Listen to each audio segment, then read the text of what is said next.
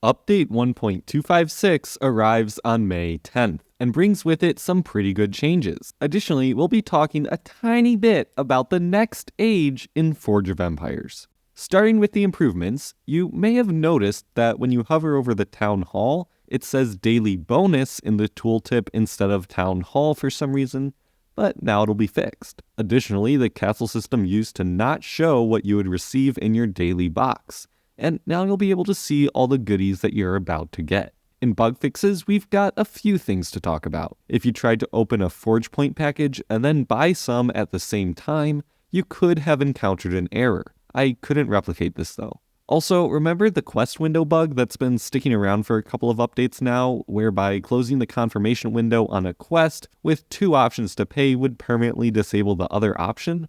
Well, whether or not you do remember, it's finally been fixed now, so continue on questing.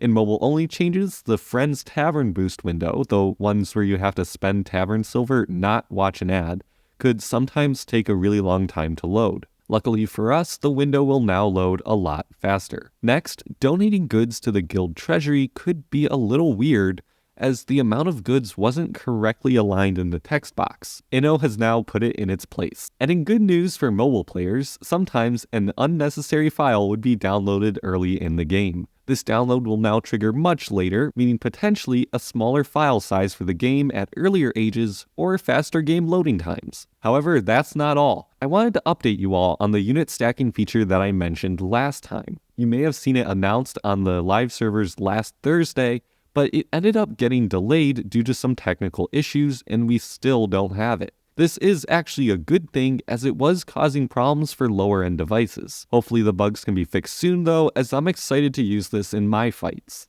The changelog also mentions that the dev team is continuing to work on Space Age Titan, so let's talk about it. Credit goes to Nova, Beelzebub, and Mooing Cat for the leaked images that you'll be seeing, but it looks like this age is going to be yet another colony-style space age, just like Space Age Mars, Asteroid Belt, Venus, and Jupiter Moon. Despite the assumedly repeated colony gimmick, the images are probably my favorite style of art of any age so far. In your city, the buildings have a very distinct orange and white color scheme that looks really sharp, except for the military buildings with a really cool forest green and gray palette. In the colony and on the campaign map, there's a really cool reddish orange and teal style with a lot of ice and jagged rocks. The colony buildings also follow a similar orange and white color scheme to the city buildings, and I've got to say that they just look awesome. However, one of the most distinctive things about Space Age Titan will be its great building. We don't know much about it other than what it will look like and its size, which is 4x4,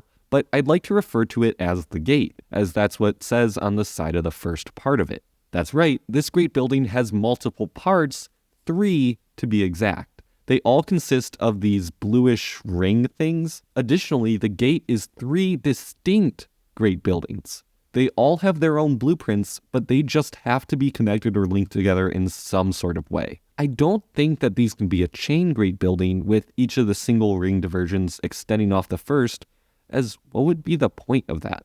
A chain building gives you more resources from the main building, but so does just leveling a great building.